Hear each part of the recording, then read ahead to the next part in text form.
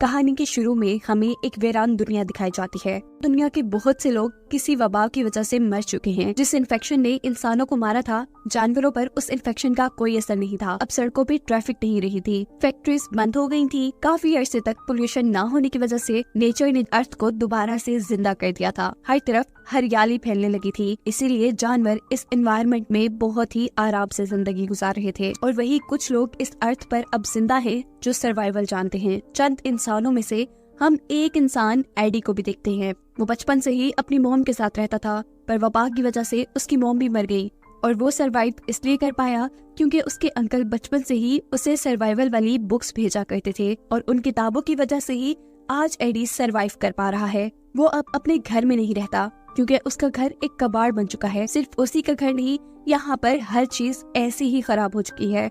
वो अपने घर के बाहर एक छोटे से बंकर में रहता है। उसके पास खाने पीने का कुछ सामान तो है, लेकिन ये ज्यादा लंबे अरसे तक नहीं चलने वाला। इसीलिए वो हर रोज अपनी साइकिल पर बैठकर आसपास के इलाके में खाने और जरूरत का सामान ढूंढने के लिए जाता है। और इस काम के दौरान घरों के अंदर डेड बॉडीज का मिलना उसके लिए आम बात हो चुकी है। एडी भी अपने इलाके में रहने वाला एक अकेला इंसान है और उसने अपना सारा इलाका छान लिया है। उसके इलाके में उसकी जरूरत का सामान जैसे अब खत्म हो चुका है। उसके पास सिर्फ एक साइकिल है। वो ज्यादा दूर भी नहीं जाना चाहता क्योंकि उसे डर है कि अगर दूर जाने पर उसे कोई इंसान मिल गया तो शायद वो भूख के मारे उसे ही न मार कर खा ले। एडी बेचारा अपनी जिंदगी से बहुत ज्यादा बोर हो चुका था।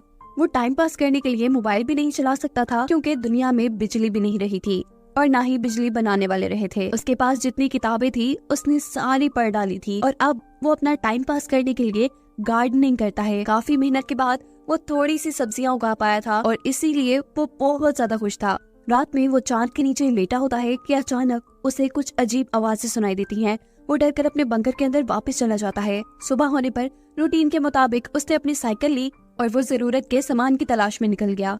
उसे एक घर की छत पर छोटा सा सोलर पैनल मिला, जिस देख वो बहुत ज्यादा खुश हुआ। वो उसे घर लेकर आता है और उससे अपना फोन चार्ज करता है। फोन चार्ज होने के बाद वो गाने सुनता है, मजे करता है, जितना मजा वो कर सकता था। इसके बाद वो फोन में ही अपनी मॉम की वीडियो देखता है और बहुत ज्यादा उदास हो जाता है। वो काफी अरसे बाद अपनी मॉम को देख रहा था, पर फिर भी उनसे बातें नहीं कर सकता था। वो ये वीडियोस तब तक देखता है जब तक उसका फोन बंद नहीं हो जाता। इसके बाद दोबारा गार्डन में जाता है तो पता चलता है कि रात में जो आवाजें उसे सुनाई दी थी वो जानवरों की आवाजें थी और उन्हीं जानवरों ने उसकी उगाई सारी सब्जियां तबाह कर दी थी। ये सब देखने के बाद उसे कुछ समझ नहीं आता। उसकी सारी उम्मीदें अब खत्म हो गई थी। वो अब इन सब्जियों के बीजों को इकट्ठा कर लेता है। वो इनसे दोबारा सब्जियां उगा सकता था, लेकिन दोबारा खाने के लिए इतने लंबे अरसे का इंतजार, ये सोच उसे बहुत ज्यादा गुस्सा दिला देती है और गुस्से में वो अपने ही पाँव पर कुल्हाड़ी मार लेता है। उसके जख्म से खून भी निकलने लगा था, जिससे इन्फेक्शन होने का खतरा उसके अंदर भी बढ़ जाता है। वो मर भी सकता था। इसीलिए वो अपनी सर्वाइवल की किताबों में से कुछ तरीके निकालकर अपने लिए मेडिसिन बनाता है और अपने जख्म पर लगाता है। रात में वो अपने अंकल और आंटी की फोटो देखकर सोचता है कि ये भी तो जिंदा होंगे, इनकी वजह से तो मुझे सर्वाइव करना आया है और वो तो कितने अच्छे से सर्वाइव कर रहे होंगे।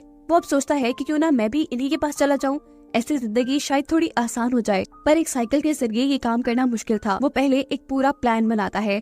एक रोड मैप के जरिए एक रूट डिसाइड करता है जिसको फॉलो करते हुए वो अपने अंकल के घर तक जाएगा, जिसमें भी 2 हफ्ते का वक्त लग सकता है अगर सब कुछ सही रहा तो। ये रात अब उसके लिए बहुत मुश्किल थी क्योंकि उसे अपना घर छोड़कर जाना पड़ रहा था, जहाँ उसने काफी सारी चीजें जमा कर ली थी। खैर, अगली सुबह निकल जाता है। वो सुबह से शाम तक साइकिल चलाता था। रात होने पर टेंट लगाकर सो जाया करता था और जो उसके पास खाने पीने की चीजें थी उनका वो रास्ते में इस्तेमाल कर रहा था।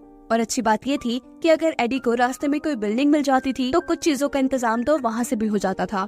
एक हफ्ते तक तो सब कुछ ठीक था, लेकिन एक रात जब वो सोकर उठता है तो देखता है कि हिरन उसका सारा पानी बर्बाद कर चुकी है। साथ ही उसका सोलर चार्जर भी हिरन ने तोड़ दिया है, जिसकी मदद से वो अपना फोन चार्ज कर पाता था। ये देखकर उसे इतना गुस्सा आता है कि वो अपनी पिस्टल की सारी गोलियां फजूल में चला देता है, जिसके बाद वो खूब पछताता है कि ये उसने क्या कर दिया।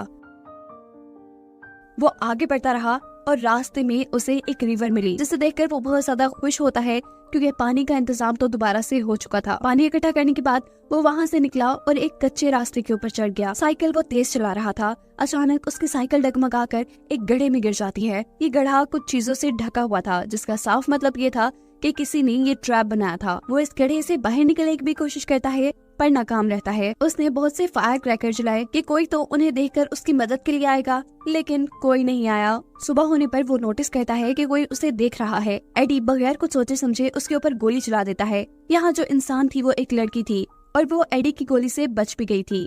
ये लड़की एडी से कहती है कि तुम अपने हथियार मुझे दे दो, मैं तभी तुम्हारी इस गड्ढे से निकलने में मदद करूंगी। पहले एडी उसकी बात नहीं मानता, लेकिन जब उसे लगता है कि इसके अलावा उसके पास कोई और चारा भी नहीं है तो वो गन्स उस लड़की को दे देता है। लेकिन वो इतना बेवकूफ नहीं है कि गोलियों के साथ उस लड़की को गन दे और वो लड़की उसे मार दे। गन्स लेने के बाद ये लड़की एवा एडी से कहती है कि तुम साबित करो कि तुम इन्फेक्टेड इंसान नहीं हो। इस बात पर एडी अपनी शर्ट ऊपर करके उसे दिखाता है। उसकी बॉडी पे कोई निशान नहीं था जो इन्फेक्शन की वजह से हो। एवा भी उसे अपनी बॉडी दिखाकर तसल्ली करती है कि उसे भी किसी तरह की कोई इन्फेक्शन नहीं है। एवा एडी को अब गड्ढे से बाहर निकाल लेती है और उसे गोलियां देने को कहती है, लेकिन एडी इनकार कर देता है। ये लोग सो जाते हैं और अगली सुबह जब एडी उठता है तो एवा ने उसके गले पे चाकू रखा हुआ था। वो उससे गोलियों के बारे में पूछ रही थी। एडी जैसे ही उसे गोलियों का बताता है तो वो गोलियां गन में डालकर वहाँ से भाग जाती है। एडी को समझ नहीं आ रहा था कि एवा ने ऐसा क्यों किया। अचानक ही उसे 3 इंसानों की आवाज आती है। समझ आ जाता है कि एवा इन्हीं इंसानों से बचकर भागी थी। इन तीनों आदमियों के पास हथियार थे और ये तीनों ही काफी जालिम लग रहे थे। इनसे बचने के लिए एडी घास के अंदर छुप जाता है, जबकि दूसरी तरफ एवा दरख्त के ऊपर चढ़ी हुई थी। उसने इन तीनों के ऊपर गन तानी हुई थी, जबकि इन लोगों को यहाँ पर एडी का कैंप नजर आ गया था। ये लोग पता चलाना चाहते थे कि आखिर इस कैंप में कौन रहा होगा। एडी सोचता है कि इस कैंप के मालिक का पता चलाते चलाते ये लोग सामने दरख्त पर बैठी एवा तक पहुंच जाएंगे। उसकी जान को खतरा हो जाएगा, इसलिए वो जल्दी से कुछ फूलों के जरिए अपने जिस्म पर इन्फेक्शन जैसे निशान बनाता है और ऐसी जगह जाकर लेट जाता है जहाँ से उन्हें वो नजर आए। ये लोग जब उसके करीब आते हैं तो उन्हें लगता है कि एडी इन्फेक्शन की वजह से मर चुका है। ये नहीं, एडी का प्लान वर्क कर गया था। अब क्योंकि इन आदमियों को कैंप के बारे में पता चल चुका था, इसीलिए ये लोग वहाँ से चले गए। एडी और एवा ने दोबारा अपना कैंप लगाया और यहाँ एडी को पता चला कि एवा प्रेग्नेंट है। वो एवा से उसके हस्बैंड के बारे में पूछता है, जिस पर वो बताती है कि वो मर गया। ये लोग उन आदमियों से बचने के लिए खंडर में छुप जाते हैं, जबकि वो आदमी इन लोगों का खाना खा रहे थे। एडी दूर कहीं से जाकर 2 साइकिल्स का इंतजाम करके लाता है और उसने फैसला किया था कि अब वो एवा को भी अपने साथ लेकर जाएगा। आधा सफर एडी तय कर चुका था। अब अंकल के पास जाने में उन्हें सिर्फ 1 ही हफ्ता लगना था, लेकिन एवा उसके साथ जाने को तैयार नहीं थी, क्योंकि उसके मुताबिक एडी के अंकल जिस एरिया में रहते थे वो एरिया बिल्कुल सेफ नहीं था। लेकिन एडी को तो अपने अंकल पर पूरा भरोसा था। वो एवा से कहता है कि अगर तुमने नहीं मेरे साथ चलना तो कोई बात नहीं, लेकिन मैं जरूर जाऊंगा। अब एवा के पास क्योंकि कोई दूसरा ऑप्शन नहीं था, वो भी मान गई। ये दोनों निकल पड़ते हैं। एवा को साइकिल चलानी अच्छे से नहीं आती थी, इसीलिए उनको काफी टाइम लग रहा था, लेकिन एडी ने उसका पूरा साथ दिया। अब इनकी रूटीन ये चल रही थी कि ये पूरा दिन साइकिल चलाते थे, थोड़ा बहुत शिकार करते थे और रात में अपने शिकार को पकाकर खा जाया करते थे, क्योंकि पहले जो खाना उनके पास था वो तो उन 3 लुटेरों ने इनसे लूट लिया था। लेकिन एडी अभी भी खुश था, क्योंकि एटलीस्ट उसे एवा की शक्ल में एक साथी तो मिल गई थी। एडी एवा को पसंद करने लगा था, इसीलिए उसे अब सब कुछ काफी खूबसूरत लग रहा था। पर वो इस बात से अनजान था कि वो 3 बुरे आदमी अभी भी इनके पीछे पड़े हुए थे। एडी एवा का बहुत ख्याल रख रहा था, इसीलिए एवा को भी एडी पसंद आने लगा था। रास्ते में एवा और एडी को एक तालाब मिलता है। एडी तालाब में स्विमिंग के लिए जंप कर देता है। वो जब स्विमिंग करके बाहर निकलता है तो सामने उसे अपने पीछे पड़े 3 आदमियों का एक साथी नजर आता है, जो उससे एवा के बारे में पूछते हुए कहता है कि हमें तुमसे कोई लेना देना नहीं, तुम हमें सिर्फ एवा का बता दो और एवा को हमारे हवाले कर दो। हम एवा को नहीं मारेंगे, क्योंकि एवा इनके लिए एक रिसोर्स की तरह काम कर रही है। एवा का जो बेबी पैदा होगा उन्हें ये खा लेंगे। एडी अब ये बात समझ चुका था कि एवा इन्हीं लोगों से बचकर भाग रही थी, क्योंकि ये एवा के साथ जुल्म करते थे। वो आदमी दोबारा एडी से बात करता है और कहता है कि अगर तुम्हें जान प्यारी है तो तुम एवा को छोड़ दो, वरना हम तुम्हें मार देंगे, क्योंकि सर्वाइवल के खेल में कंपटीशन तो होता ही नहीं। इतनी बुरी बातों के बावजूद भी एडी नहीं डरता। वो एवा को लेकर अपनी मंजिल की तरफ बढ़ता रहता है और फाइनली कुछ दिन के सफर के बाद वो लोग अपने अंकल के घर पहुंच जाते हैं। एवा यहाँ पहुंचकर बहुत ज्यादा खुश थी, क्योंकि अब उसे सोने के लिए एक बेड मिल रहा था और खाने के लिए कुछ खाना। लेकिन यहाँ एडी काफी परेशान था, क्योंकि उसे अभी तक घर पर उसके अंकल नहीं नजर आए थे।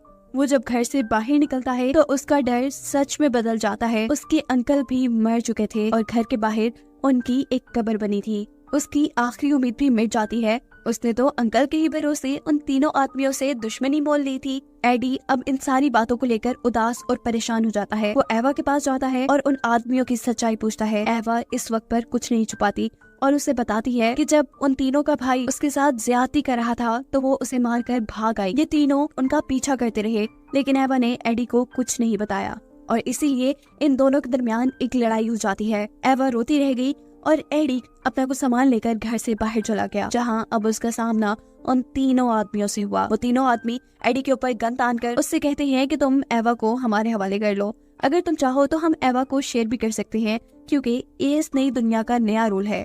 पर एडी इनके गंदे इरादों में नहीं मिलना चाहता था। वो अपनी जान बचाने के लिए यहाँ से भागता है और भागने से पहले हवा में एक गोली चला देता है ताकि एवा जाग जाए और अपनी जान बचा ले। यहाँ एडी जो भागने की कोशिश कर रहा था, एक आदमी उसे पकड़ लेता है और इससे पहले कि वो एडी को मार देता, पीछे से कोई आकर इस आदमी को ही मार देता है। एडी की आंटी थी। अब बचे थे दो आदमी, जिनमें से एक एवा के पास पहुंच गया था और दूसरा इनको मारने के लिए इनकी तरफ भाग ही रहा था कि दरमियान में वो आंटी के लगाए एक ट्रैप के अंदर फंस जाता है और बेचारे की वहीं मौत हो जाती है। अब एडी और एडी की आंटी एवा को बचाने के लिए उनके पास जाती हैं, लेकिन दूर से एवा के पास खड़ा बुरा आदमी इनके ऊपर गोली चला देता है, जो एडी की आंटी के शोल्डर में लग जाती है। वो आदमी एक और गोली चलाकर एडी को न मार दे, एडी वहाँ से भागता है और मौके का फायदा उठाकर ये आदमी एवा के ऊपर अपना गुस्सा उतारने लग जाता है। वो उसके पेट पर जोर जोर से टांगे मारता है। एडी जो छुपा हुआ ये सब कुछ देख रहा था, वो अब थोड़ा सा शोर मचाकर इस बुरे आदमी का ध्यान भटकाता है और मौका पाते ही एवा पीछे से एक तीर मारकर इस आदमी का कत्ल कर देती है। फाइनली सारा खतरा इनके ऊपर से खत्म हो जाता है और ऐसे एडी, एवा और उनकी आंटी एक फैमिली बनकर एक साथ रहना शुरू कर देते हैं और ये कहानी यहीं पर खत्म हो जाती है।